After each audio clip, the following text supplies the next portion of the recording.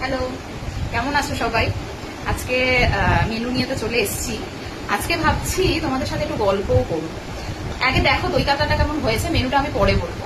দই কাতলাটা আমার আজকে 30 জনের অর্ডার আছে। এরকম যদি অর্ডার তোমরা কখনো কানেক্ট করতে চাও, ক্লাউডে বাঙালির সাথে কানেক্ট করতে পারো। এটুকু তো আমি একদম গ্যারেন্টি দিতে পারি, যে কোনো রেসিপির একটা অন্য ফ্লেভার, একটা অন্য টেস্ট পাবে। কিছু একটা ইউনিকনেস তো আমি রাখার চেষ্টাই করি। দই কাতলাতেও আমার একটা অন্যরকম মশলা আছে, যেটা অন্য দই কাতলার থেকে তোমার একটু টেস্টটাকে চেঞ্জ করবে।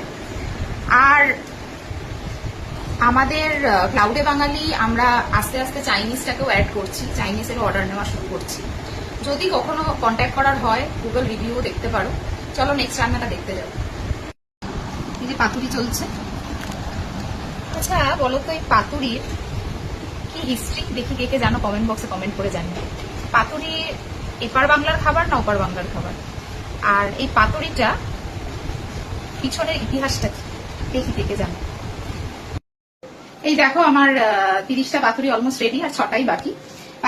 আমার পাতুরির একটা স্পেশালিটি হচ্ছে, এটা খুব স্মোকি হয় খেতে। যখন খুলে খাবে এত সুন্দর ফ্লেভারটা লাগে। তার সাথে আমার কিছু সিক্রেট রেসিপিও যায়। আমার পাতুরির টেস্টটা একদম অন্যরকম হয়, শুধু সর্ষে বাটার পাতুরি এটা হয় না। আমার রান্না পুরো ডান। এখন অলমোস্ট 12:15 বাজে। এবার ডেলিভারির জন্য বেরোবো। ফ্রাইড রাইস, পাতুরি, দই কাতলা, চাটনি আর পাঁপড় শাকা হচ্ছে। আর চলো তাহলে এবার বেরোই ডেলিভারিতে। বাই।